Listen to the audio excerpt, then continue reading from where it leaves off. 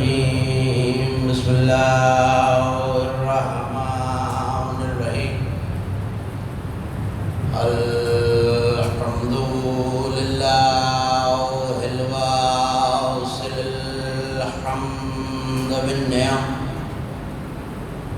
والنعم بالشكر نحمده ولا علائه كما نحمده ولا بلائه الصلاة والسلام على أشرف الأنبياء والمرسلين خاتم النبيين سيدنا وشفيع ذنوبنا وطبيب نفوسنا وحبيب قلوبنا مولانا أبي القاسم محمد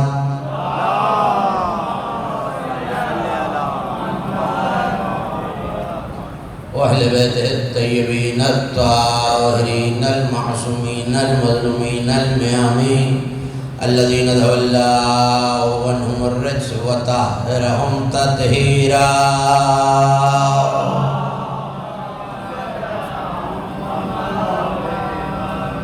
ولعنة الله على أعدائهم ومنكر فضائلهم ومن عاقبهم الأجمعين من يوم لداوتهم وظلمهم بلا يوم الدين أما بعد فقد قال الله سبحانه وتعالى في محكم كتابه المجيد وفرقانه الحميد وهو أصدق القائلين وقوله الحق والسماء والطارق وما أدراك ما الطارق النجم الثاقب صلوات اللہ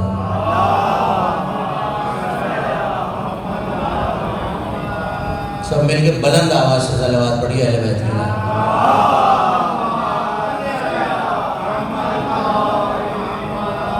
دوسری اور سب سے اہم گزارش ہمیشہ کی طرح وہی ہے کہ جن فاصلوں سے آپ تشریف فرمائیں علی والوں کے درمیان اتنے فاصلے اچھے نہیں لگتے تھوڑی تھوڑی سی زحمت فرمائیے تھوڑا تھوڑا سا نزدیک آ جائیے سامنے آ جائیے جو حضرات اس طرح تشریف فرمائیں ایک صلوات اور ہے کی ذات پہ ہدیہ کیجیے بلند آواز سے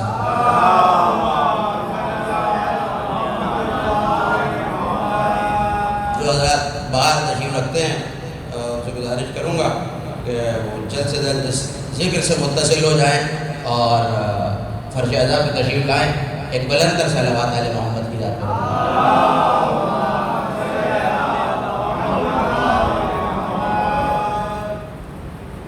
20 روزہ مجالس تفسیر قرآن کی سلسلہ مجالس کی 11ویں تقریر اور اس خمسے کی پہلی تقریر آپ حضرات سماعت فرما رہے ہیں زیر انتظام مرکزی تنظیم اداری پروردگار بانیان منتظمین اور جو اشخاص دام درہم سخن ہیں اس ذکر کے منعقد کرنے میں شامل ہیں دعا ہے کہ میرے مالک 4 معصومین کے صدقے میں ہم سب کی توفیقات خیر میں اضافہ فرمائے جو اشخاص یہاں تشریف فرمائیں اور جو مسلسل تشریف لاتے رہے اور جتنے بہتر اور اچھے پڑھنے والے ان سے پہلے پڑھتے رہے ان سب کی توفیقات خیر میں اضافہ فرمائے ایک صلوات پڑھ دیجیے آل محمد کی ذات پر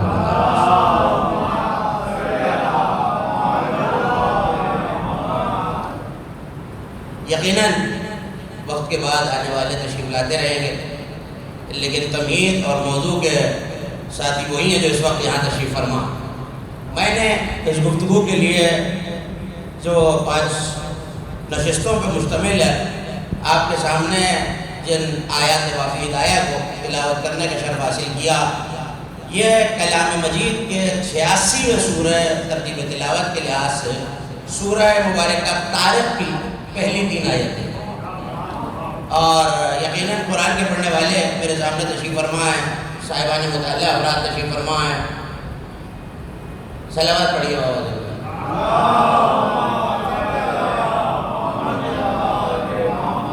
ایک ایسی صلوات پڑھیے کہ روحانیت ہو جائے بلند آواز سے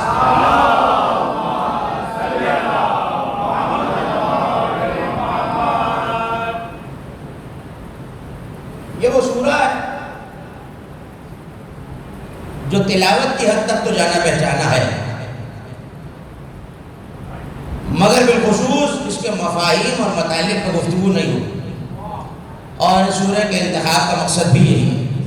جو افراد گزشتہ برس تفسیر سورہ شمس میں یہاں موجود تھے 6 سے 10 رمضان تک، میں نے یہ عرض کیا تھا کہ تفسیر قرآن بذات خود ایک مشکل کام ہے، تو ظاہر ہے کہ گفتگو اور مطالب کا ثقیل اور مشکل ہونا ضروری ہے۔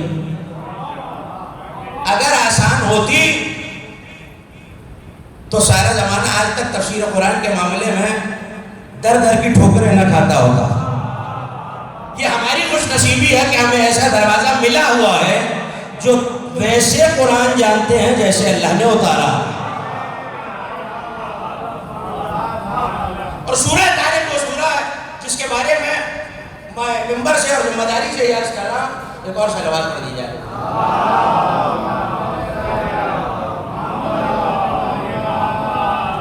سورہ طارق وہ سورہ ہے جس کے بارے میں مفسرین نے، عالم اسلام نے، اور اس ذمہ داری کے ساتھ کہ 24 سے زیادہ تفاسیر میں خود لفظ طارق کے معنی پہ علماء نے بحث نہیں کی، یہ عالم اسلام کی بات ہے۔ اور 15 یا 16 تفاسیر علماء تشیع کی ہیں جن میں صرف ایک روایت لفظ طارق پہ موجود ہے۔ لیکن جب کبھی کی سورہ پہ گفتگو کرنے کی کوشش کی تو ظاہر ہے کہ ایام اعظم میں اس طرح کی گفتگو نہیں ہو سکتی، نہ اس طرح کا موقع ہوتا ہے۔ ہر سورہ کے کچھ خواص ہیں، کچھ شمائل ہیں، کچھ خصائص ہیں کہ یہ آیت پڑھی جائے تو اس کا یہ فائدہ، یقیناً سارے کا سارا قرآن فائدہ مند ہے، لیکن ہر سورہ اپنے حصے کا فائدہ رکھتا ہے۔ سورہ طارق کی تلاوت کے بارے میں شیعہ سنی کتابیں اور تفسیر لکھنے والوں نے نبی کا یہ قول جمع کیا ہے کہ جو سورہ طارق تواتر سے پڑھتا رہے اللہ اسے آسمان کے ہر تارے کے 10 گنا اجر عطا کرے گا۔ آسمان کے ہر تارے کے، ابھی گفتگو آپ تک پہنچ جائے گی کہ آسمان کے تارے ہی کیوں، کسی اور چیز کی کیوں نہیں، یہ آنے والے دنوں میں گفتگو ہوتی رہے گی۔ لیکن پہلے آیت کی 19 آیتیں، 86واں سورہ، یہ تعداد محفوظ رکھنی بہت ضروری ہے۔ 19 آیتیں، 86واں سورہ، 61 کلمات ہیں اور 239 حروف ہیں۔ 239 حروف، اور قسموں کے تواتر سے 2 قسمیں کھائی گئی ہیں۔ والسماء والطارق، قسم ہے آسمان کی اور طارق کی۔ میں نے اس وقت طارق کا ترجمہ طارق بھی کیا، قسم ہے آسمان کی اور طارق۔ وما ادراک ما الطارق، اور تم کیا جانو کہ طارق کیا ہے۔ آپ نے جملہ سن لیا، میں نے جملہ کہہ دیا، اور تم کیا جانو کہ طارق کیا ہے۔ مزاج بالکل ویسا ہے، وما ادراک ما لیلۃ القدر،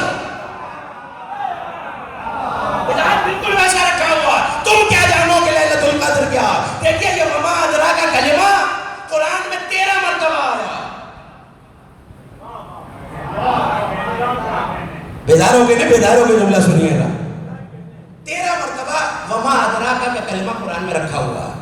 کبھی کہتا ہے وما ادراک ما لیلۃ القدر، تم کیا جانو کہ لیلۃ القدر کیا۔ کبھی کہتا ہے وما ادراک ما العقبہ، تم کیا جانو عقبہ کیا۔ وما ادراک ما علیون، تم کیا جانو کہ علیین کیا۔ یہ لفظ تو آپ کا جانا پہچانا ہے۔ کوئی جانے والا دنیا سے گیا تو آپ نے دعا کی پروردگار ان کو اعلیٰ علیین میں جگہ مرحمت فرمائے۔ اس کا مطلب ہے کہ علیین کو اتنی بلند جگہ ہے جسے بشر کی عقل درک نہیں کر سکتی۔ اور علیین لفظ علو سے ہے، ایک اور لفظ ہے جو اسی مادے سے ہے، اسی لفظ کو علی کہتے ہیں،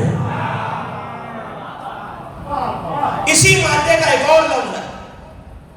سجدہ نہیں کیا شیطان نے تو قرآن نے پلٹ کے کہا مستکبرتا، تکبر کر رہا ہے، تم کا من العالین، کیا تو عالین میں سے ہو گیا ہے۔ یہ لفظ بھی اسی مادے سے ہے، عالین بھی اسی سے ہے، علیین بھی اسی سے ہے، علی بھی اسی سے ہے۔ تو یہاں علماء لغت نے یہ لکھا کہ کئی علی جمع ہو جائیں تو اسے عالین کہتے ہیں، اور یہ علی جہاں رہے اسے علیین کہتے ہیں۔ مجھے تاریخ تک واپس آنا ہے، مگر ایک روایت سن لیجئے، کافی جیسی کتاب میں، اور کافی جیسی کتاب مذہب تشیع میں موجود نہیں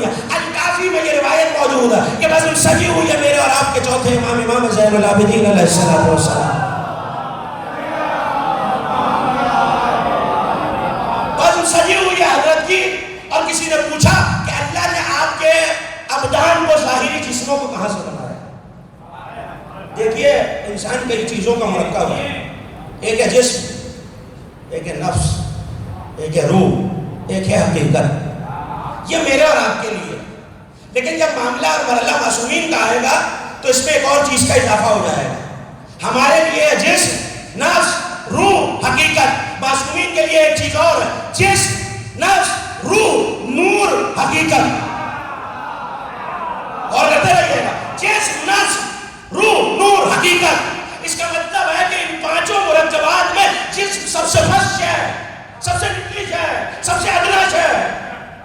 جسم سے نفس افضل ہے، نفس سے روح افضل ہے، روح سے حقیقت افضل ہے. اب آ جائیے اس دروازے پہ. ان کے جسموں سے ان کے نفس افضل ہے.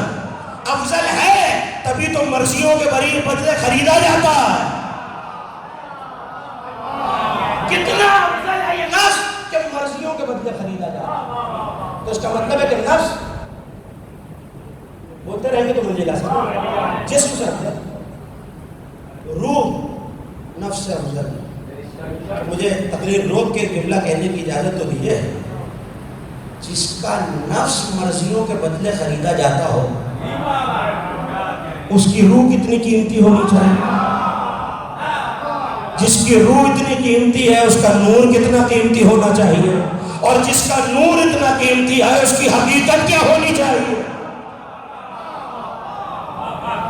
توجہ کیجیے.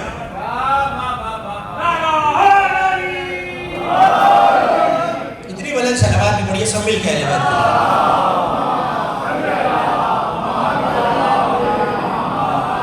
ایک جسم ہے، ایک نفس ہے، ایک روح ہے. اب سنیے مولا کا فرمان. پوچھنے والے نے یہ نہیں پوچھا آپ کا نفس کیسے بنا، پوچھنے والے نے یہ نہیں پوچھا آپ کی روح کیسے بنی، پوچھنے والے نے یہ نہیں پوچھا آپ کا نور کیسے بنا، پوچھنے والے نے یہ نہیں پوچھا آپ کی حقیقت کیسے بنی. وہ یہ کہہ رہا ہے یہ جو ظاہری جسم ہے، جو معصوم کے مرکب جسمی و وجودی کا سب سے ادنا درجہ ہے، پلٹ کے کہنے لگے خلق اللہ طینتنا من علیین. اللہ نے ہماری طینت کو علیین سے بنایا. بس کہنا یہ ہے جن کی پستی علیین ہے ان کی بلندی کیا ہونی چاہیے.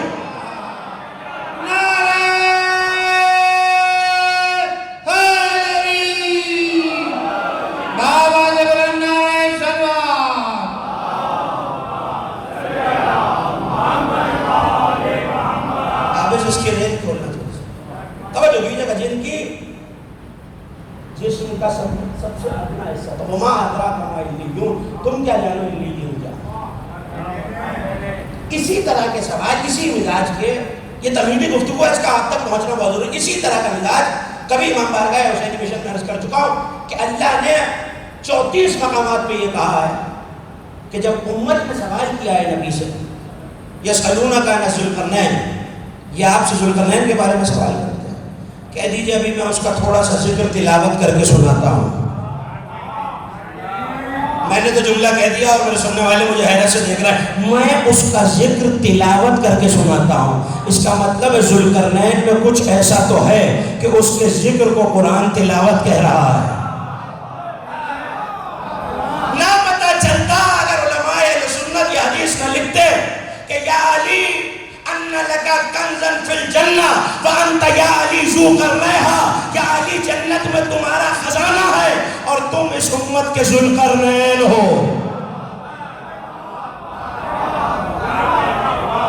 کئی سوالات ایسے، لیکن اللہ نے کئی مقامات پہ ٹوک کے بس یہ کہہ دیا ہے. مثال کے طور پہ وَيَسْأَلُونَكَ عَنِ الرُّوحِ، تم سے روح کے بارے میں سوال کرتے ہیں. قُلِ الرُّوحُ مِنْ أَمْرِ رَبِّي، کہہ دیجئے کہ روح میرے رب کا امر ہے.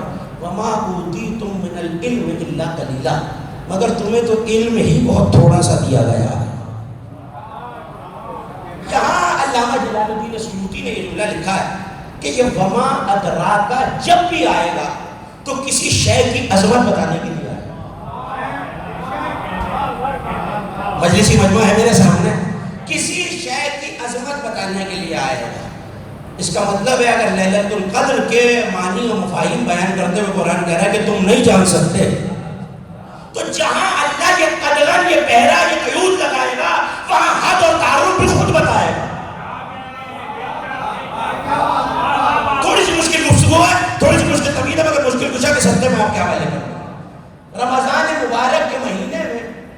اس سے بہتر مثال نہیں دی جا سکتی. اجازت ہے مثال آپ کے حوالے کا؟ یہ سامنے مسجد خیر العمل، تو رمضان میں ایک عمل ہوتا ہے جسے آپ اچھی طرح جانتے ہیں، اسے اعتکاف کہتے ہیں. اعتکاف کی شرط یہ ہے، مجھے اسی فقہی مباحث میں نہیں جانا، اعتکاف کی شرط یہ ہے کہ جو اعتکاف میں ہے وہ حدود مسجد سے باہر نہیں آ سکتا. میری تائید کریں گے تو منزل آسان ہو جائے گا. وہ حدود مسجد سے باہر نہیں آ سکتا. تو میں تو بے پڑھا لکھا ہوں نا، مسجد میں اعتکاف کر رہا تھا تو سامنے یہاں گھاس پہ آ کے بیٹھ گیا. یہ مسجد کی حدود میں شامل نہیں. میں کچھ عرض کر رہا ہوں، آپ کہیں گے دلیل بھی آپ کے سامنے ہے، آپ یہی کہیں میں بھی یہی رہتا ہوں. یہاں نماز جنازہ ہو سکتی ہے، وہاں نہیں ہو سکتی.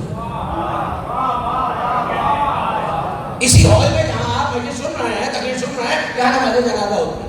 اس کا مطلب ہے یہ حدود مسجد میں شامل نہیں ہے، کیونکہ حکم شرعی یہ ہے کہ مسجد میں نماز جنازہ نہیں ہوتی. اس کا مطلب ہے کہ میں مسجد کی حد سے باہر بیٹھا تھا. عباس حیدر صاحب گزرے، کہنے لگے یہاں کیا کرنا ہے؟ آپ تو اعتکاف میں بیٹھے تھے. میں نے کہا تو یہ مسجد نہیں ہے، ہم نے تو یہی سنا مسجد و امام بارگاہ. کہتے ہیں مسجد کی حد الگ ہے. اگر مجھے حد ہی نہ پتہ ہو تو میرا اعتکاف، میری عبادت ضائع ہو گئی ہے. اس کا مطلب ہے کہ جو حد بندی کرے پھر وہ بتائے کہ حد یہ ہے. تو اگر یہ مجھ سے کہہ رہے ہیں یہ مسجد کی حد نہیں ہے تو میں پلٹ کے پوچھوں گا تو صحیح، عباس حیدر صاحب حد کیا ہے؟ حد بتائیں گے تو حد میں رہوں گا. پتہ نہیں کیا سن رہے ہیں.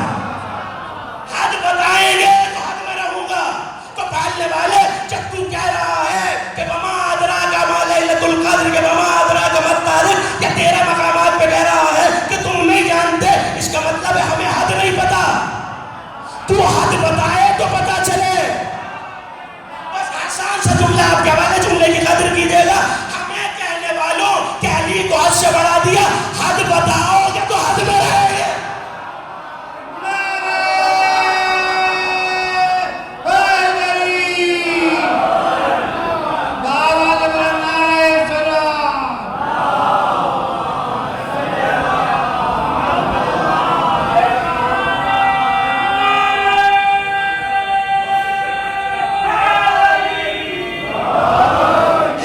مل کے مولا کے نام لیجیے. نعرہ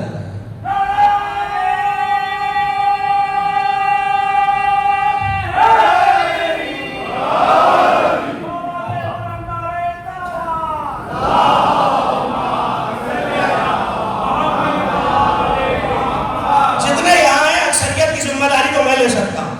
آپ حد بتا دیجیے. حد سے ہم نہیں بڑھائیں. اگر حد سے گزر جائے تو ہم مجرم. لیکن قانون قرآن تو یہ ہے کہ جب وہ حد بتاتا ہے یا یہ کہتا ہے کہ تم نہیں جانتے تو پھر تعارف بھی خود ہی کراتا ہے. جس چیز پہ اس نے حد لگائی ہے کہ تم نہیں جانتے، ہم بتائیں گے. مگر میں کیا کروں؟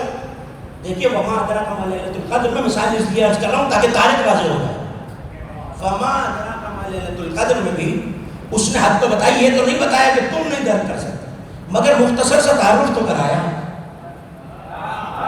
سورہ قدر آپ کے ذہنوں میں مختصر سا تعارف تو کرایا ہے. کیا؟ لیلۃ القدر خیر من الف شہر.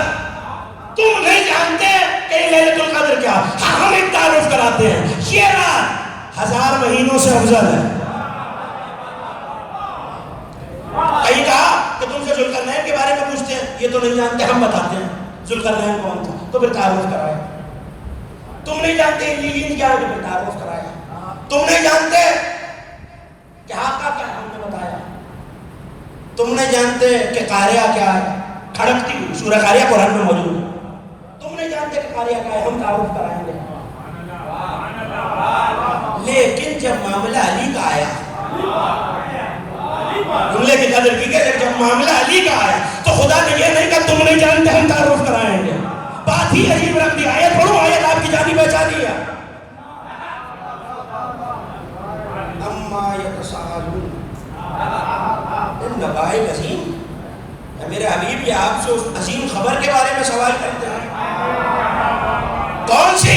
جس کے بارے میں یہ اختلاف کرتے ہیں. کہہ دیجئے کلا سیعلمون ثم کلا سیعلمون. یہ ہرگز نہیں جان سکتے اور پھر ہرگز نہیں جان سکتے. اور آگے ذکر قیامت کا کر دیا تعارف نہیں کرایا. اللہ نے بتایا جس کی حد ہم نے بنائی تعارف بھی خود کرایا. مگر علی کے معاملے میں آگے قیامت کا ذکر ہے. اگر یہ پتہ چلے گا تو قیامت کو پتہ چلے گا علی کیا ہے.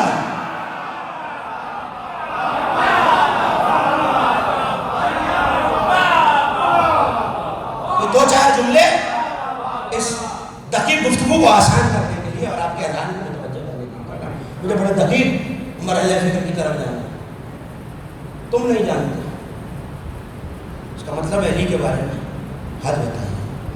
تو جب حد اور تعارف ہی نہیں پتا تو ہم آگے نہیں بڑھ سکتے. حضرت عیسیٰ کے بارے میں دیکھ لیجیے. اے اہل کتاب لا تغلوا فی عیسیٰ سورہ مبارکہ نساء. عیسیٰ کے بارے میں غلو مت کرنا. انما المسیح عیسی ابن مریم رسول اللہ و کلمتہ. حد بنائیے تو تعارف کرا رہا ہے.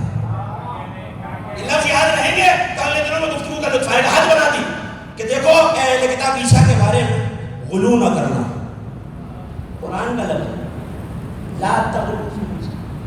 عیسیٰ کے بارے میں بولیں گے تو منزل آسان ہو جائے گا. غلو نہ کرنا.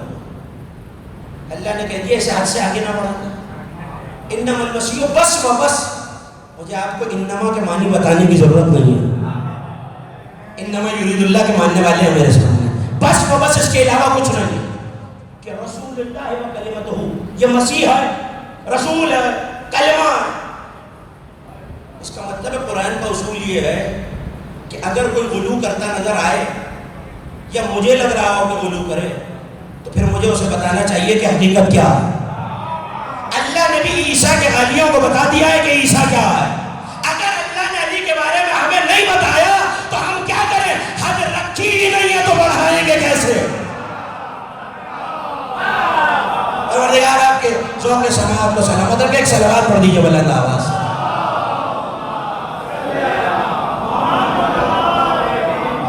والسماء, بات بولی تو نا, والسماء والطارق.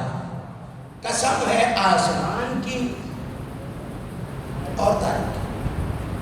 120 مرتبہ السماء قرآن میں آیا. کتنی مرتبہ؟ 100. دوہرا اس لیے رہا ہوں تاکہ نوجوان ذہنوں میں بات راسل ہو جائے. 120 مرتبہ قرآن میں, میری طرف دیکھتے رہی, 120 مرتبہ قرآن میں کلمہ سما آیا. سماوات کی تعداد ہے لیکن یہ جو السماء ہے یہ 120 مرتبہ ہے. مجھے نہیں پتا کہ اس کا خدا کی کیا حکمت ہے مگر یہ تعداد کسی تعداد سے مل رہی ہے. جو مسلسل مجلس سے سنتے رہے ہیں انہیں یاد آیا, اور جنہیں یاد آ گیا وہ یقیناً قابل تحسین ہے. 120 مرتبہ السماء آیا ہے اور 120 مرتبہ رسول یہاں سے وہاں گئے ہیں. قرآن کے عدد میں بھی موجودہ پورے 120 معراجیں. اور میں اسی ممبر سے پورا خمسہ کتاب خدا اور معراج مصطفیٰ کے عنوان سے آپ کے حوالے کر چکا ہوں. 120 مرتبہ. لیکن 5 مرتبہ ان 120 مرتبہ میں 5 مرتبہ 5 موقع ایسے ہیں جہاں السماء کی قسم کھائی گئی. توجہ کیجیے گا, بہت اہم تمہید آپ کے حوالے کر رہے ہیں. 120 مرتبہ قرآن میں السماء کا لفظ آیا مگر 5 مرتبہ قسم کھائی گئی اور 5 میں سے 2 قسمیں سورہ طارق میں رکھی ہوئی ہیں. 120 مرتبہ کلمہ سما قرآن میں آیا اور 120 میں سے 5 قسمیں اور 5 میں سے بھی 2 سورہ طارق میں. اس کا مطلب ہے کہ کتنا اہم سورہ کہ جہاں آسمان کی تھی ہی 5 قسمیں اس میں کی بھی 2 سورہ طارق میں. ایک پہلی آیت میں والسماء اور آنے والی مجالس میں تقریروں میں گفتگو کروں گا 11ویں آیت میں والسماء ذات الرجع. ترجمہ کروں اگر وعدہ کرے ضائع نہ ہو جائے. جو پیچھے نشیبر میں میرے ساتھ ہیں دائیں بائیں والے, ترجمہ کر رہا ہوں اور اس مجلسی اور آل محمد کے چاہنے والے مجمع میں مجھے وضاحت کرنے کی ضرورت ہی نہیں پڑے گی. قسم ہے آسمان کی مگر دوسری مرتبہ کا والسماء ذات الرجع. قسم ہے اس آسمان کی جو رجت میں پلٹ کے آئے گا.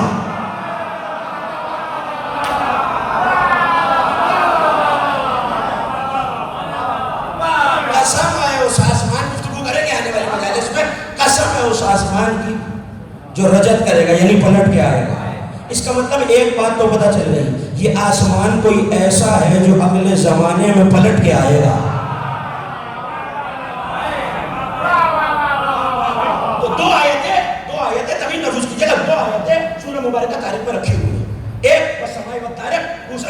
اذا رجت، قسم آسمان کی جو وہ رجت کر گیا. پہلی آیت آسمان کی قسم، تاریخ کی قسم. تیسری آیت والسماء ذات البروج. دیکھیے مجھے اس سے بحث نہیں کرنی قرآن کیسے جمع ہوا، کس نے جمع کیا، لیکن جتنا جمع ہوا ہے اور جو آج آپ کی مسجدوں میں، گھروں میں، امام باڑوں میں ہے، علی نے اس پہ مہر لگائی.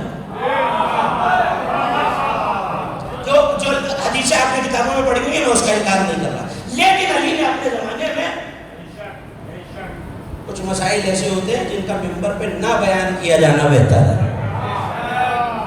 صاحبان مطالعہ افراد میرے سامنے جا کے کتابوں کو دیکھیے گا، ایک مسئلہ ہے آپ نے، لیکن یہ جو قرآن ہے علی نے اس پہ اٹیسٹیشن اور مہر لگائی ہے کہ ہمارے 12ویں کے آنے تک جیسا ہے ویسا رہے گا. یہ میں ممبر سے کہہ رہا ہوں، ذمہ داری سے کہہ رہا ہوں، جیسا ہے ویسا رہے گا اور یہی تمہارے لیے ہدایت ہے.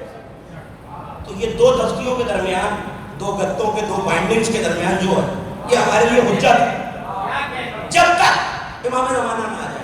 تو اس کی ترتیب کس نے کی، سورہ کیسے آئے، لیکن اب جیسی بھی ہے یہی معجزہ ہے. تو یہاں گزشتہ برس میں نے بہت زیادہ حوالہ دیا اور بہت زیادہ تذکرہ کیا شاہ عبدالعزیز محدث دہلوی کا. ان کی تفسیر ہے تفسیر عزیزیہ فارسی زبان. 100 برس پہلے ہندوستان میں دلی سے بھی چھپی ہے، لکھنؤ سے چھپی، اور اس کا اردو ترجمہ بھی پاکستان میں ہو چکا ہے. تفسیر عزیزیہ یا جواہر عزیزیہ کے نام سے آتی ہے. اس میں انہوں نے ہر سورہ کے آغاز میں پچھلی سورہ سے اس کا ربط لکھا ہے. 85واں سورہ ہے سورہ مبارکہ بروج.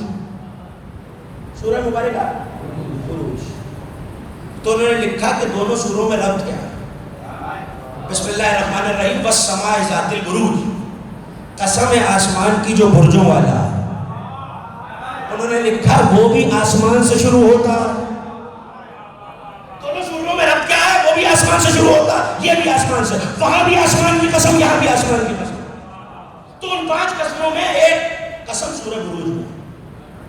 اور جس مسلک بلکہ جس مذہب کی کتاب آپ کو ملے علم فلکیات کی، کہ بروج کا لفظ علم فلکیات کا، جو فلکیات کو جانتے ہیں اس لفظ سے آشنا ہے، لیکن جس مسلک اور مذہب کا آدمی آپ کو ملے، عالم ملے علم نجوم کا، اس سے اتنا کنفرم کر لیجئے گا، تصدیق کر لیجئے گا کہ ہر مذہب میں، ہر مسلک میں برجوں کی تعداد 12 ہی ہے.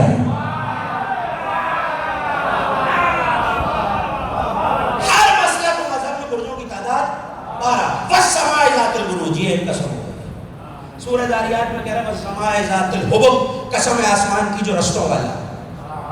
گزشتہ برس اسی ممبر سے عرض کر چکا والسماء وبناها، سورہ مبارکہ شمس میں ہے 5 آیت، قسم آسمان کی اور اس کے بنانے والے کی.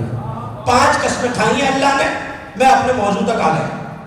5 قسمیں کھائی ہیں آسمان کی، 5 میں سے 2 سورہ طارق میں. آغاز ہی آسمان کی قسم سے. امام راغب اصفہانی نے لکھا، دیکھیے ہم اس آسمان کے لفظ کو بہت آسانی سے سن کے چلے جاتے ہیں. والسماء، آسمان کی قسم. آسمان میں ایسا کیا ہے جو آسمان کی قسم؟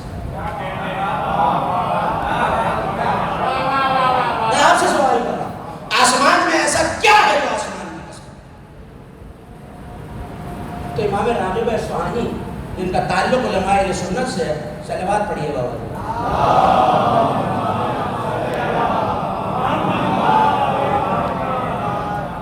صلاۃ اور صلوات باجماعت پڑھی جائیں تو ثواب زیادہ ہوتا ہے.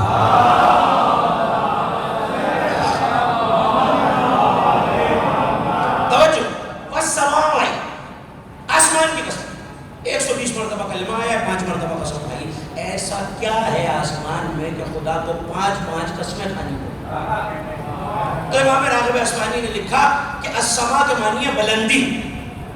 السما کے معنی ہے جو بھی جس چیز کے بھی طرف دیکھتے نہیں وہ اپنا کام کر لیں گے، جو بھی جس چیز کے مقابلے میں بلند ہو.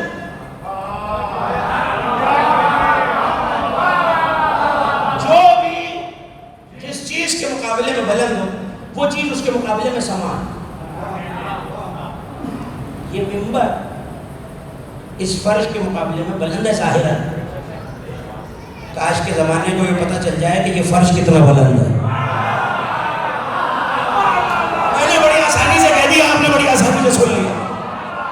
منبر سے کہہ رہا ہوں ذمہ داری سے تقریر کا رخ مڑ جائے گا، لیکن جو عرش والے ہیں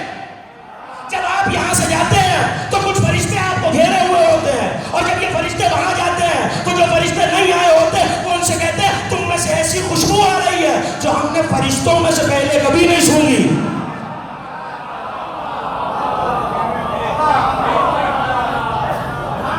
تم میں سے ایسی خوشبو آ رہی ہے جو ہم نے پہلے فرشتوں میں سے. دیکھیے یہ اگر کوئی اور مخلوق کہتی تو میں یہاں تک نہ آتا. جیسے آپ 4 مرکبات سے بنے، آگ، ہوا، مٹی، پانی. فرشتوں میں ایک مرکب خوشبو ہے، وہ بنے ہی خوشبو سے ہے. جو بنا ہی خوشبو سے ہے وہ کہہ رہا ہے ایسی خوشبو جو فرشتوں میں سے آتی ہی نہیں. تو آپ جائیے، اور میں ذمہ داری سے حوالے کی کہہ رہا ہوں، پلٹ کے کہتے ہیں ہم اس مجلس میں تھے جہاں علی کے شیعہ بیٹھے تھے، وہ سانس لیتے جاتے تھے، ہم خوشبودار ہوتے جاتے تھے.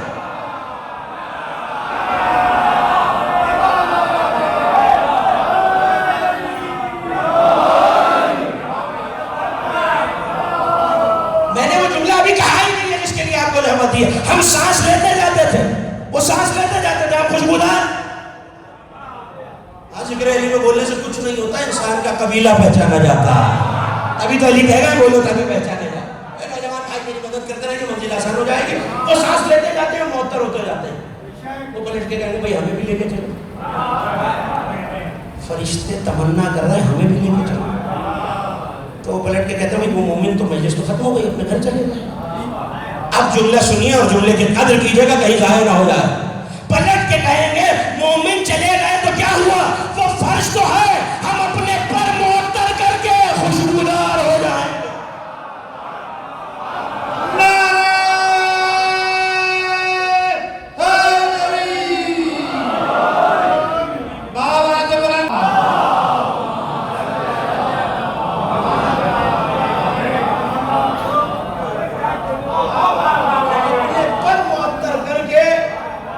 چلا یہ فرش نہیں ہے، زمین پہ بچھا ہوا عرش ہے.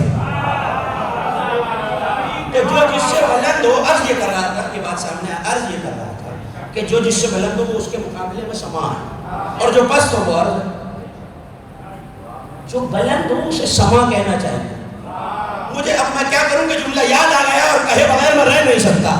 پتا چلا جو جس سے بلند ہو، اس کا مطلب یہ سیڑھی اس سے بلند ہے، تو اس کے مقابلے میں یہ سما ہے، یہ عرض ہے. یہ امام راغب لکھ رہا ہے، یہ سما ہے، یہ عرض ہے. یہ سیڑھی جس پہ میں بیٹھا ہوں یہ اس سے بلند ہے، تو یہ سما ہے، یہ عرض ہے. مگر میں کیا کروں کہ سب سے اونچی سیڑھی ہے مرتضی برما ہے، اور اس لفظ کو جانتے ہیں، اسے سما نہیں عرشہ کہتے ہیں. نہ ابھی بھی سب نہیں سمجھے. عرشہ کہیں کیوں نہ کہیں، نبی کے بعد ایک ہی ہے جو اس سیڑھی پہ آ کے بیٹھا.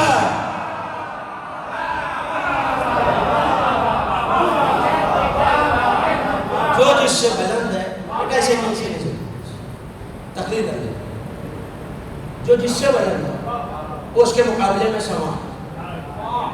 جو پست ہے، تو محدث دہلوی نے لکھا کہ سما کی قسم یہ ہے کہ زمین کے نشیب و فراز کی قسم کھائی.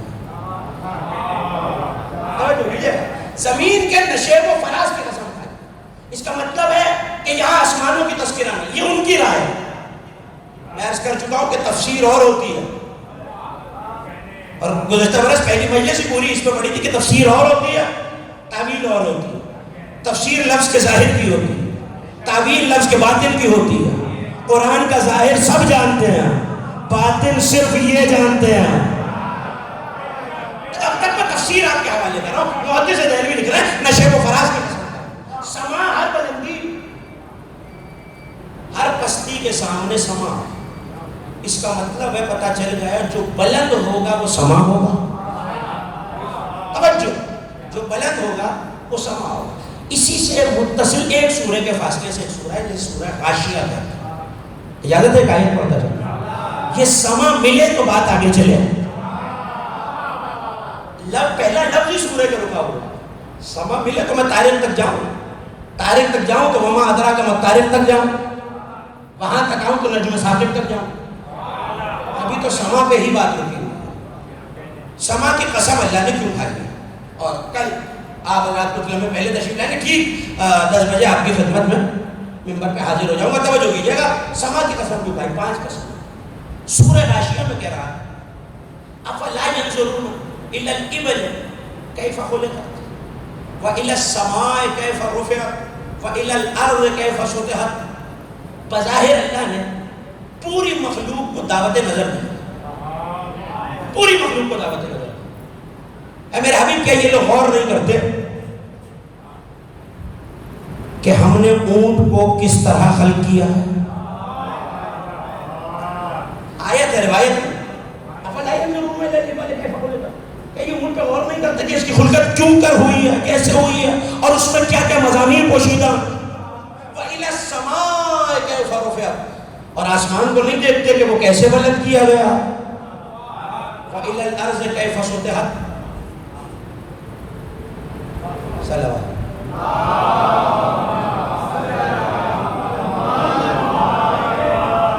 بلندر صلوات پڑھیے علی محمد۔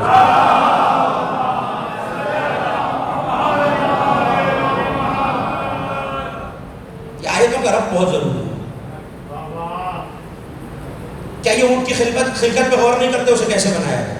آسمان کی بلندی پہ غور نہیں کرتے کیسے بلند کیا گیا؟ زمین کے پھیلاؤ پہ غور نہیں کرتے کہ اسے کیسے پھیلایا گیا؟ میری ہزار مجال، خالق کا کلام، میں عاصی بندہ، لیکن میں اگر بے ربط گفتگو کروں، سورہ طارق پڑھتے پڑھتے سورہ اعلیٰ شروع کر دوں تو داد تو دے دیں گے لوگ، مگر امام باڑے جو باہر نکل کے کہیں گے گفتگو میں ربط نہیں تھا۔ اس کا مطلب ہے اگر میری گفتگو میں ربط نہ ہو تو یہ خطابت کا نقص ہے۔ نقص بندوں میں تو ہوتا ہے، خالق میں نہیں ہوتا۔ نقص بندوں میں تو ہوتا ہے، بندوں کے کلام میں تو ہوتا ہے، خالق میں نہیں ہوتا۔ مگر اب میں کیا کروں؟ میں لفظ یاد رکھیے گا، بظاہر ان تینوں قسموں میں، ان تینوں باتوں میں، ان تینوں دعوت نظر میں کوئی ربط نہیں نظر آ رہا۔ بھائی اونٹ کے بعد گھوڑے کا تذکرہ کرتا، خچر کا تذکرہ کرتا، کہہ رہے تم نے اونٹ کو نہیں دیکھا کیسے بنا، آسمان کو نہیں دیکھا، زمین کو نہیں دیکھا، اونٹ کے بعد آسمان کا تذکرہ، آسمان کے بعد زمین کا تذکرہ۔ چلیے آسمان و زمین میں کوئی ربط تو ہوگا، یہ اونٹ میں کیا ربط ہے؟ اگر کتاب کی ایک آیت پہ شک ہو جائے تو پوری کتاب پہ شک ہو جاتا، اور قرآن پہ شک ہو جائے تو میں کم از کم کافر ہوں۔ دیر سے پہنچ رہے ہیں میرے جملے، کم از کم کافر ہوں اگر مجھے قرآن پہ شک ہو جائے۔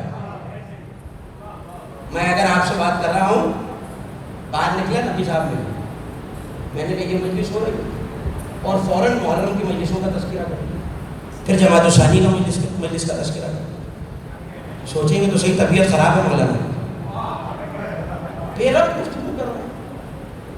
تو جب یہ میرے کلام میں نقص ہے تو کلام الہی جو قیامت تک کی ہدایت کے لیے آیا ہے، اس کا مطلب ہے کہ اونٹ آسمان کی بلندی اور زمین کے پھیلنے کا کوئی تعلق تو ہے۔ لفظ بدل کے کہتا ہوں جو شاید اب تک نہیں پہنچے وہ اب پہنچ جائیں۔ کوئی ایسا منظر ہے جہاں زمین بھی پھیلی ہوئی تھی، اونٹوں کا کوئی عمل دخل بھی تھا، اور کسی کو بلند بھی کیا گیا۔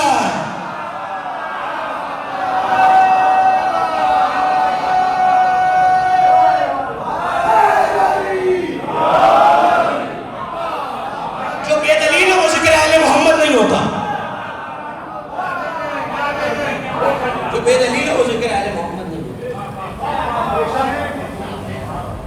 علل الشرائع، شیخ صدوق، آپ کی زبان میں ترجمہ ہو چکا ہے علل الشرائع، اور بھی کتابوں میں یہ آسانی سے مل جائے۔ علی ممبر کوفہ پر ہے اور ایک یہودی آ گیا اور کہنے لگا یا علی میرے کچھ سوالات ہیں، اگر آپ نے صحیح صحیح جواب دیا تو میں آپ پر، آپ کے رسول پر اور آپ کے خدا پر ایمان لے آؤں۔ کہنے لگے پوچھو، مجھ سے زیادہ عالم تجھے شروع عرض پہ کوئی نہیں ملے گا۔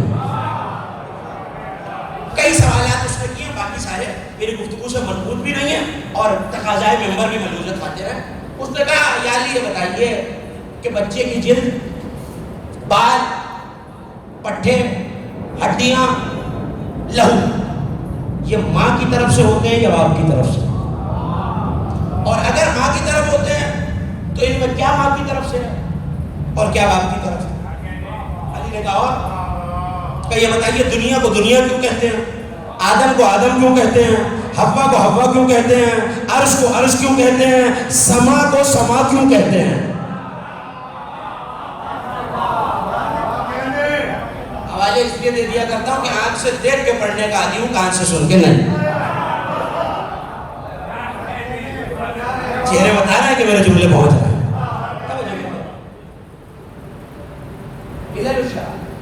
علی سے پوچھنے والا پوچھ رہا ہے سما کو سما کیوں کہتے ہیں یار؟ دنیا کو دنیا کیوں کہتے ہیں؟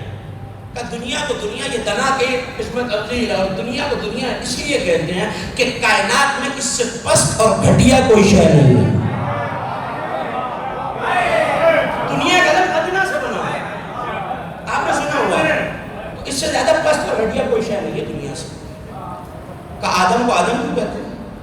جو باقی سوال کیے وہ پھر کسی مرحلے پہ عرض کروں، آدم کو آدم کیوں کہتے ہیں؟ کہ یہ عدیم الارض ہے، دنیا کی مٹی سے بنا، اس لیے آدم کہتے ہیں۔ کہ حوا کو حوا کیوں کہتے ہیں؟ کہ جنت میں ایک نہر ہے جسے مائے حیوان کہتے ہیں، آب حیات، تو طینت جناب حوا اس سے ملی ہے۔ اب تو جو کیجیے کہ اپنی منزل تک آ گیا، اور یہ مطالب اگر محفوظ ہو گئے تو آنے والی تقریروں کا لطف آپ کو آئے گا۔ اس نے کہا مولا سما کو سما کیوں کہتے ہیں؟ چونکہ یہ پانی کا معدن اور کان ہے۔ توجہ، اس کا مطلب ایک معنی پتا چل گئے کہ معدن۔ السلام علیکم یا اہل بیت النبوہ و معدن الرسالہ۔ اب تو لفظ یاد آ گیا نا، اے نبوت کے اہل اور رسالت کی کان۔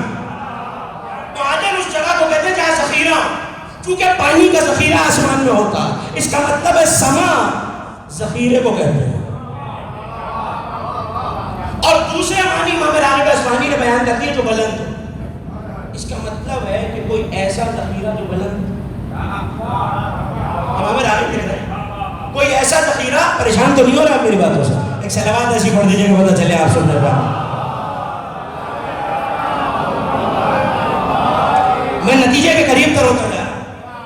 کوئی ایسی بلندی جس میں کوئی ذخیرہ بھی موجود ہے۔ کس کا ذخیرہ؟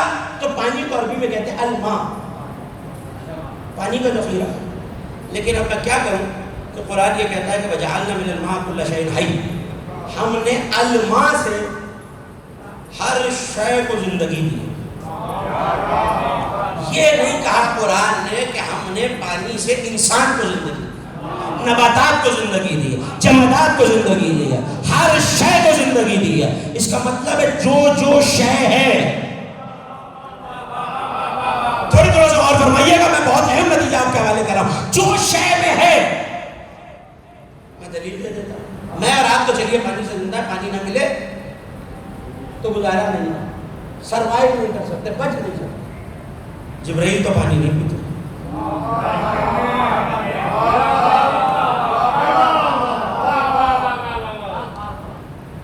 جنات جو بنے ہی آگ سے ہیں وہ پانی کیا پیے؟ جنات، فرشتے، کروبین، ملائکہ۔ تو قرآن کے دعوے کا کیا کروں؟ وجعلنا من الماء كل شيء کا کیا کروں؟ ہر شے۔ یا ماننا پڑے گا کہ قرآن کا دعویٰ نعوذ باللہ ثم نعوذ باللہ سچ نہیں اور یہ کہہ کے کافر ہو جاؤں، یا ماننا پڑے گا کہ الماء سے مراد یہ پانی نہیں ہے۔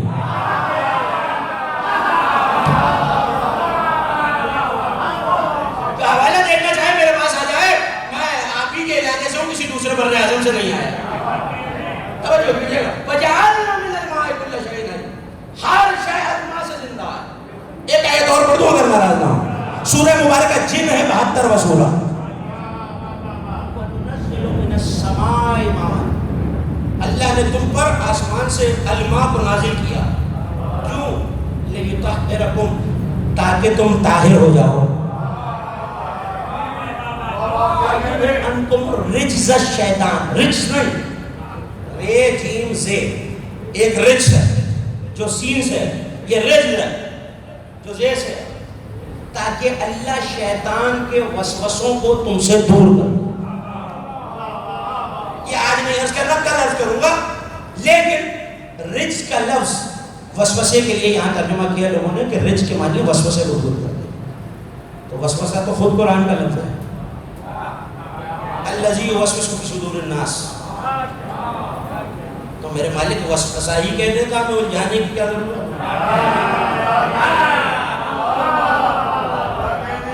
گزشتہ 3 برس سے اسی ممبر سے آپ سے یہ بیان کر رہا ہوں کہ اگر قرآن نے کہیں تو لفظ استعمال کیا ہے تو اس سے بہتر لفظ وہاں موجود نہیں تھا، ورنہ اللہ وہ استعمال کرتا۔ قرآن سینونیمز کا قائل نہیں ہے، ہم معنی الفاظ کا قائل نہیں ہے۔ الہام بھی اسی معنی میں آتا ہے، وسوسہ بھی اسی معنی میں آتا ہے، رجز بھی اسی معنی میں آتا ہے، وحی بھی اسی معنی میں آتی ہے۔ دل میں بات کا ڈال دینا، وسوسہ اور ہے، رجز اور ہے، الہام اور ہے، وحی اور ہے۔ کل گفتگو کریں گے، لیکن آج کی حد تک یہ سن لیجئے کہ اللہ تمہیں شیطان کے وسوسوں سے بولیں گے تو منزل آسان ہو جائے گی، محفوظ کر دے گا، تم سے دور کر دے گا، تمہارے دلوں کو قوی کر دے گا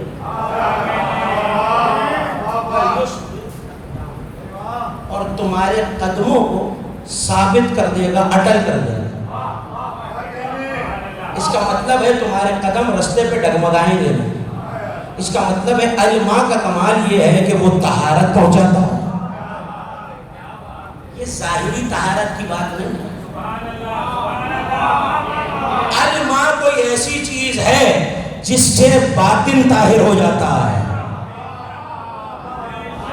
ابھی بھی آدھا مجمع پہنچا ہے، آدھا نہیں پہنچا، شیطان کا وسوسہ دور ہو جاتا ہے، دل مضبوط ہو جاتے ہیں۔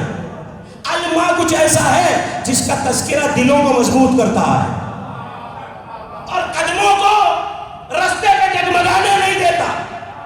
یہ سورہ جن ہے۔ ایک اور آیت آپ کے حوالے کروں، یہ سورہ مبارکہ ارشاد ہے اور یہی سورہ انفال میں موجود ہے۔ اگر تم لو استقاموا علی الطریقۃ، اگر تم اللہ کے سیدھے رستے پر، سیدھے رستے کو ہی صراط مستقیم کہتے ہیں اور مجھے آپ کو صراط مستقیم کم از کم یاد دلانے کی ضرورت نہیں ہے۔ اگر تم سیدھے رستے میں کھڑے رہتے لَسَقَيْنَاهُمْ مَاءً غَدَقًا، تو ہم تمہیں بے مقدار الماء سے سیراب کرتے ہیں۔ یا رسول اللہ، آپ تو پانی پلانے کی ترغیب دیتے ہیں، چاہے کافر مانگے، یہودی مانگے، ارے یہ تو وہ خانوادہ ہے جو اپنی قاتلوں کو شربت پلا دیتا ہے۔ قرآن کہہ رہا ہے اگر رستے پہ رہتے تو پانی پلاتے، اس کا مطلب ہے رستے سے ہٹ گئے ہو تو الماء سے محروم کر دیے جاؤ گے۔ سائل نے پوچھا مولا یہ الماء کیا ہے؟ مسکرا کے کہنے لگے ہے ولایت امیر المومنین۔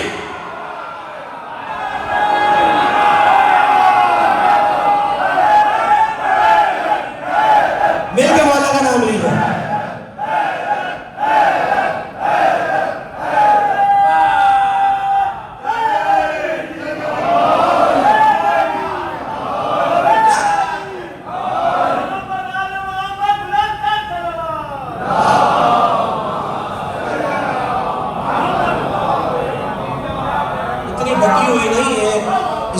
کے دور میں محلے بانٹ بانٹ کے سب مل کے ایک سلوات پڑھیے بلند آواز۔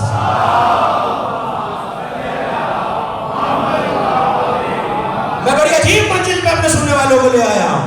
یہ الماء دوسری تفسیر بھی موجود ہے، تعبیر بھی موجود ہے، وہ بھی آپ کے حوالے کر رہا ہوں۔ یہ الماء ہمارے جد کی ولایت ہے۔ اگر تم اللہ کے راستے پہ سیدھے کھڑے رہتے تو ہم تمہیں بے مقدار ولایت سے سیراب کرتے۔ آ جائیے دوسری آیت کی طرف۔ ہم نے آسمان سے ولایت کو نازل کیا، کیوں میرے مالک؟ تاکہ تم پاک ہو جاؤ۔ میں منبر پہ ہوں، آپ فرش اعضا پر، مجھے بہت احتیاط سے گزرنا ہے، مگر نبی کی حدیث یاد آئی، یا علی لا یحبک الا طاہر الولادہ، یا علی تم سے بس وہ محبت کرے گا جس کی ولادت پاکیزہ ہوگی۔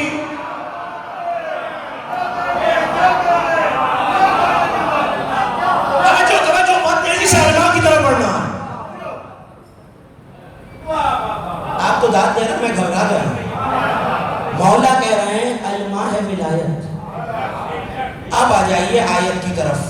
وَجَعَلْنَا مِنَ الْمَاءِ كُلَّ شَيْءٍ حَيٍّ، ہم نے الماء سے ہر شے کو زندہ رکھا ہوا ہے۔ جو علمی دلچسپی رکھتے ہیں وہ جائیں اور تفسیر مینۃ الانوار کو دیکھ لیں۔ علامہ فتونی عملی نے لکھا الماء ہے ولایت۔ اللہ کہہ رہا ہے ہم نے الماء سے ہر شے کو زندہ رکھا ہوا ہے۔ جبرائیل پانی نہیں پیتے، ملک پانی نہیں پیتے، آسمان والے پانی نہیں پیتے۔ اللہ کہہ رہا ہے ہم نے ہر شے کو ولایت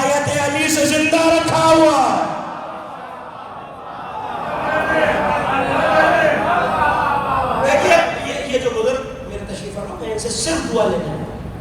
میرا مخاطب میرے نوجوان بھائی اور دوست، جو سوال ان کے ذہنوں میں آ سکتا ہے میں اس کا بھی جواب دیے جا رہا ہے، اور وہ سوال یہ ابھی آپ کے سامنے آ جائے گا، بڑا منطقی اور لاجیکل سوال ہے۔ ہر شے کو علی کی ولایت سے زندہ رکھا ہوا ہے، تو بھائی ولایت کو ماننے والے تو انگلیوں پہ گنے جا سکتے ہیں۔ اچھا اگر پورے امت مسلمہ کو دیکھ لیجیے، پوری دنیا کو دیکھ لیجیے، تو اگر وہ کروڑوں میں تو یہ لاکھوں، اگر وہ اربوں میں تو یہ کروڑوں میں۔ اس کا مطلب ہے تعداد بہرحال کم ہے۔ اللہ کہہ رہا ہے ہر شے ولایت سے زندہ ہے۔ چلیے فرشتے تو معصوم ہیں، یعنی آپ کی ولایت کے کروڑوں مل کر دنیا میں گھوم رہا ہے، اللہ کہہ رہا ہے ولایت سے زندہ ہے، کہ یہی تو سمجھانا ہے۔ بس جس دل میں ولایت، جملہ ضائع نہ کیجیے گا، بس جس دل میں ولایت ہے بس وہی زندہ ہے۔ ہو گئی ہے تقریر؟ جس دل میں ولایت ہے وہی زندہ ہے۔ ابھی بھی جسے یقین نہ آیا وَيَخْرُجُ الْحَيَّ مِنَ الْمَيِّتِ وَالْمَيِّتَ مِنَ الْحَيِّ، ہم زندوں سے مردہ نکالتے ہیں، مردوں سے زندہ نکالتے ہیں۔ پوچھنے والے نے پوچھا کیا مطلب؟ کہ مومن کے گھر کافر پیدا کرتے ہیں۔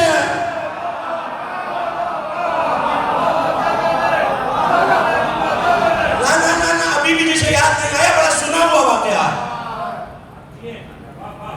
جناب امیر کا فرمان ہے نا نہج البلاغہ میں جاوید بھائی کہ الناس اعداء ما جہلوا، لوگ اس چیز کے دشمن ہو جاتے ہیں جسے نہیں جانتے، اور سنی ہوئی بات کو جلدی قبول کرتے ہیں۔ اجازت ہے میں اپنے نوجوانوں کو ایک موقع یاد دلا دوں۔ صفین کا معرکہ ہے، مالک علی کے پاس آئے، آگے کہنے لگے مولا میں نے زیادہ مارے ہیں۔ ایک مومن یہاں سے وہاں بیدار ہو جائے، مولا میں نے زیادہ مارے ہیں، آپ نے کم مارے ہیں، مسکرا کے کہنے لگے مالک تم اندھا دھند مارتے ہو، علی کی تلوار نسلوں میں جھاڑ کے مارتی ہے۔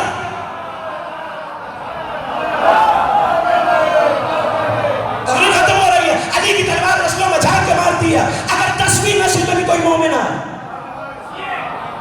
یہ کوئی شرط نہیں ہے، اگر کسی کے ذہن میں یہ بات ہے تو وہ درستگی کر لے کہ اگلی نسل میں مومن بیٹا نہیں، 2 نسلوں بعد، 6 نسلوں بعد، 10 نسلوں بعد، 10 نسل بعد ایک مومن ہے۔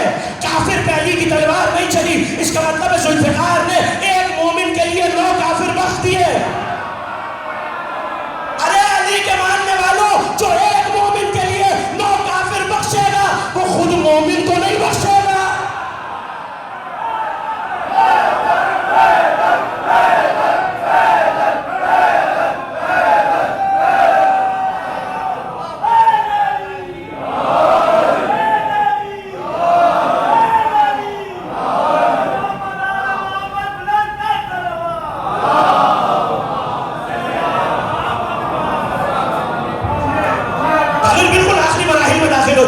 اور السما کا نتیجہ آپ کے حوالے، الماء کا ذخیرہ۔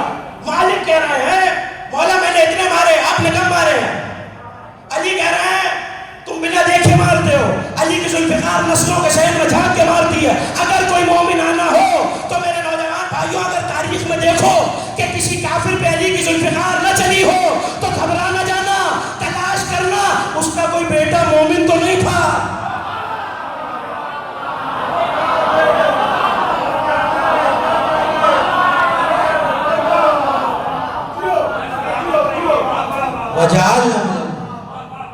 یہ علماء، شاید نے پوچھا اور کچھ کیا مطلب ہے اگر طریقے میں رہتے ہیں، کہ یہاں علماء سے مراد ہم معصومین کا علم ہے۔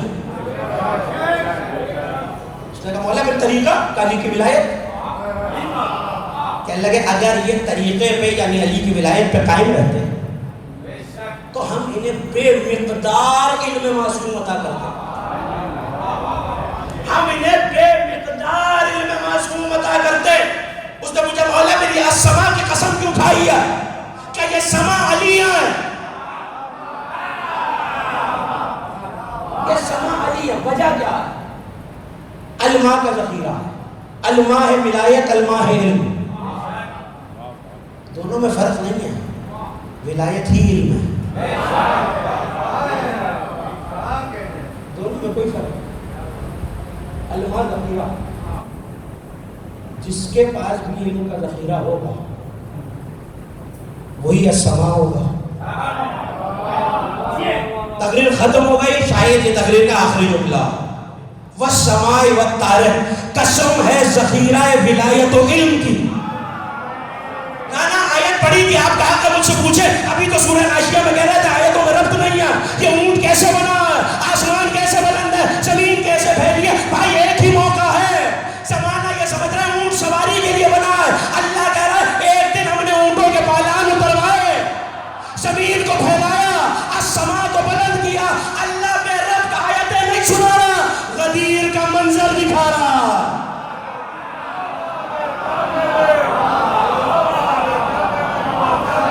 اللہ غدیر کا منظر وہ السماء ہے. گفتگو کل یہی سے مسلسل ہو جائے گی. رجز کے معنی، الہام کے معنی، وسوسے کے معنی، ان چاروں کا فرق آپ کے حوالے کرنا. لیکن والطارق جو سورہ کا سب سے اہم لفظ ہے، والسماء والطارق. طارق یہاں علماء لغت نے لکھا کہ ایسے شخص کو کہتے ہیں جو رات میں آئے، یا ایسے معاملے یا ایسے عذاب یا ایسے حادثے کو کہتے ہیں جو رات کے وقت ہو، یا ایسا خیال، بہت احتیاط سے کہہ کے گزروں گا، ایسا خیال جو کسی محب کے دل میں محبوب کا ہو اور رات کو آئے.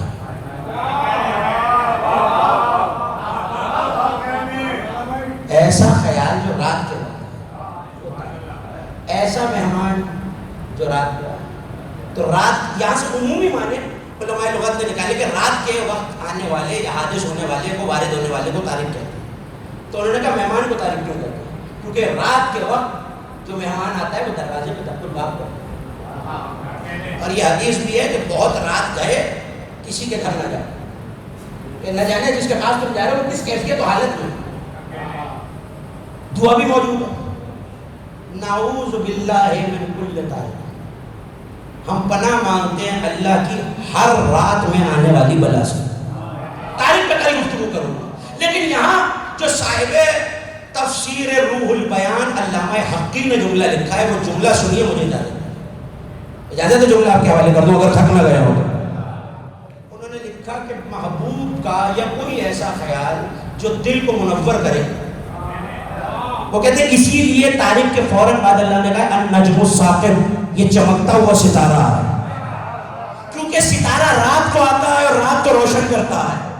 مجھے اس کی تفسیر و تعبیر دونوں کا لفظ کرنی ہے، مگر واقعہ سنیے. میرے اور آپ کے چھٹے امام گھر سے باہر نکلے ہیں تو غلام بستر پہ کروٹ دے رہا ہے. تقریر ختم ہو گئی.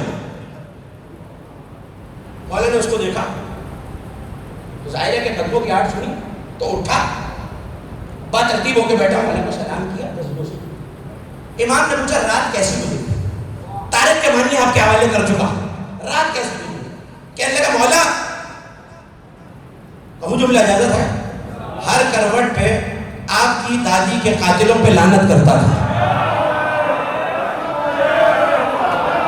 جملہ سنیے امام کا، ہر کروٹ پہ آپ کی دادی کے قاتل پہ لعنت کرتا تھا. مسکرا کے کہنے لگا اپنی رات کی عبادت کو میری رات کی عبادت سے بدلے گا. والسماء والطارق وآخر دعوانا ان الحمدللہ. کل انشاءاللہ گفتگو یہی سے مسلسل ہو جائے گی اس دعا کے ساتھ کہ پالنے والے منتظمین بانیان سب کی توفیقات خیر میں اضافہ فرما. دام درہم سخن ہے جو بھی اس کار خیر میں شامل ہے میرے مالک، ان سب کی توفیقات خیر میں اضافہ فرما. میرے مالک کے ماہ رمضان ہے، تیرے قرآن کی تنزیل کا مہینہ ہے. ہمیں زیادہ سے زیادہ اپنی کتاب کو، آل محمد کے اس قصیدے کو سمجھنے کی توفیق عطا فرما. بڑا پورا شور زمانہ ہے، ہر عزادار، ہر ماتمدار، ہر محب اہل بیت کی حفاظت فرما. میرے مالک ہر وبا سے، خصوصاً تیزی سے پھیلتی ہوئی بدعقیدگی کی وبا سے انہیں محفوظ فرما. جو بیمار ہو تندرست ہے میرے مالک ان کی تندرستی کو غیب کے خزانے سے دور فرما. ایک مومن عسکری عباس اور ہمارے والد بیمار ہیں، ان کی صحت یابی کے لیے بھی دعا فرمائیے. اور ہماری لاکھوں دعاؤں کی سب سے بڑی دعا یہی ہے، ہمارے وارث کے ظہور میں تعجیل فرما. ان اللہ و ملائکتہ یصلون علی النبی یا ایھا الذین آمنوا صلوا علیہ وسلموا تسلیما.